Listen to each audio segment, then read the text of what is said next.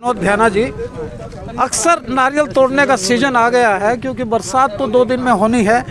कल इन्होंने नारियल तोड़ा अंबेडकर चौक से लेके और लाल सड़क आप बता रहे हैं डडल पार्क तक। सबसे पहले तो क्यूरियोसिटी ये है कि भी वो लाल सड़क को क्रॉस करती हुई जो जाएगी वाकई लाल सड़क बनेगी क्या? आप 4 करोड़ 35 लाख का।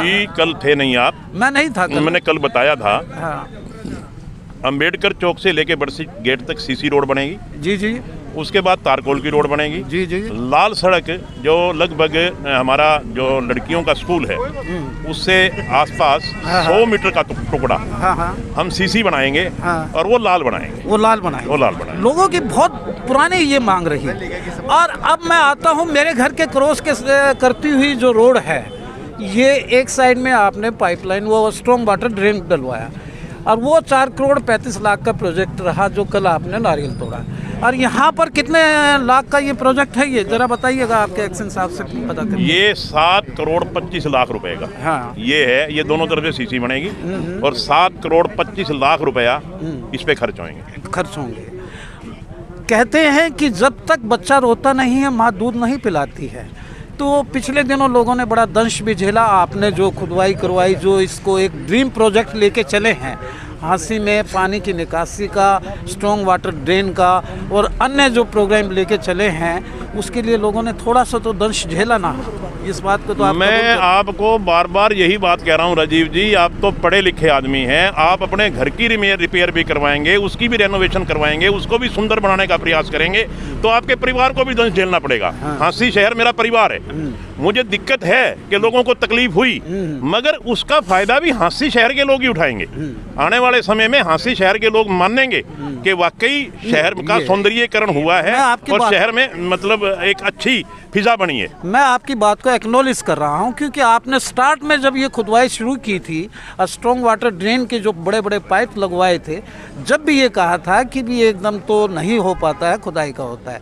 मैं जानना चाहूँगा कि आप ऐसे कितने प्रोजेक्ट लेके चल रहे हैं, आपके साथ आपके अधिकारी भी हैं जो एक्शन साहब हैं, कि हांसी में कितने जगह ऐसी खुदाई हुई है जिसको आप यानी कि रोड बनवाने का जा रहे हैं? हांसी शहर में मैंने कल कहा था और आज फिर दोहरा रहा हूँ उसी बात को कि जहाँ जहाँ भी पानी इकट्ठा होता था, चाहे वो श्याम बाबा मंदिर है, चाहे हमारी मुल्तान नगर कॉलोनी है, चाहे हमारी पुरानी सब्जी मंडी रोड है, चाहे अम्बेडकर चौक है, चाहे हमारा काली देवी रोड है, जहाँ जहाँ भी पानी इकट्ठा होता था सारी जगह हमने स्ट्रॉन्ग वाटर की लाइन लगभग डलवा दी, बाकी रह गई वो डल रही है। और जहाँ भी हम खुदाई करवाएंगे या सड़कें पहले से टूटी पड़ी हैं, मैं आपके माध्यम से हांसी की जनता को बता देना चाहता हूँ कि आने वाले 1 साल में आपको कोई सड़क टूटी हुई नजर नहीं आएगी, सारी सड़कें नई बन जाएंगी। एक विजन है आपके अंदर और एक प्रोजेक्ट लेके चले हैं, ये सारा डी प्लान के तहत है। ऐसा तो नहीं है कि भी सड़क बन जाएगी और उस पर पानी की निकासी ना हो और फिर सड़क टूट जाती है। अक्सर ऐसा देखने को मिलता है। टेक्निकली कितने साउंड होकर ये प्रोजेक्ट ले रहे हैं। राजीव जी, हाथ कंगन को आरसी क्या भी सड़कें खुदवाई हैं, पहले स्ट्रॉन्ग वाटर की लाइनें डलवाई हैं, पहले सीवर की व्यवस्था जहाँ ठीक नहीं थी वहाँ सीवर की व्यवस्था ठीक करवाई है, जहाँ पीने के पानी की व्यवस्था ठीक नहीं थी वहाँ पीने के पानी की व्यवस्था ठीक करवाई है। मैं यही तो कह रहा हूँ, इस बात में लोगों को बड़ी भारी तकलीफ हुई।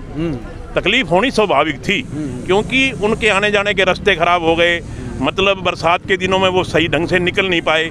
मगर वो जो कुछ किया हमने जनहित के लिए किया, जनता के फायदे के लिए किया और इस जनता का फायदा बहुत जल्दी सामने नजर आएगा। जब 1 साल के बाद सारी सड़कें चकाचौंध हो जाएंगी, सारी बढ़िया सड़कें बन जाएंगी तो लोग मानेंगे कि वाकई हांसी में सुधार हुआ है। सर इतना लोग आते हैं तो उस दिन भी आपने हांसी को जिला बनाने की बात रखी, मुखर होकर रखी और बिल्कुल, और जो लोगों की आवाज़ भी है और अक्सर जिससे आपसे बात, इसी जिला बनाने की क्वायद में कहाँ तक हम पहुँचे हैं?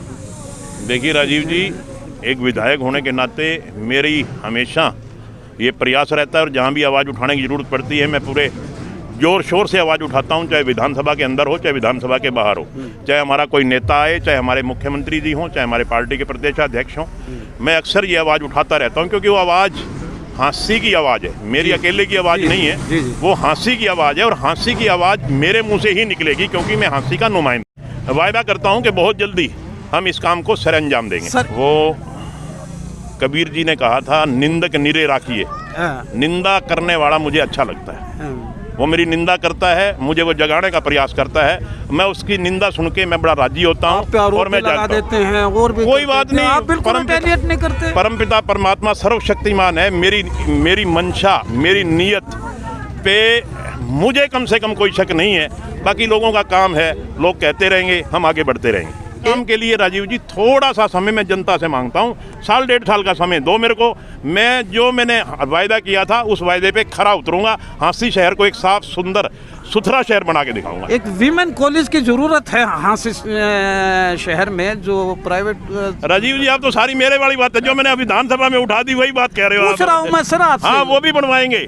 अगर वुमेन कॉलेज गवर्नमेंट का नहीं बना तो जो ये हमारे यहाँ है इसको फर्स्ट क्लास कॉलेज बना के, यानी कि जनता को, हमारी बच्चियों को, हमारी बेटियों को किसी किस्म की दिक्कत ना हो, हर वो सुविधा जो गवर्नमेंट कॉलेज में होती है वो सुविधा यहाँ ला के दिखाएंगे। आपकी दीर्घायु करे और मैं शुभकामनाएं देता हूँ। मैंने कॉम्प्लीमेंट्स टू यू बिहाना साहब। धन्यवाद। आप अपने प्रोजेक्ट में सफल हो। देखते रहिए हांसी की आवाज़।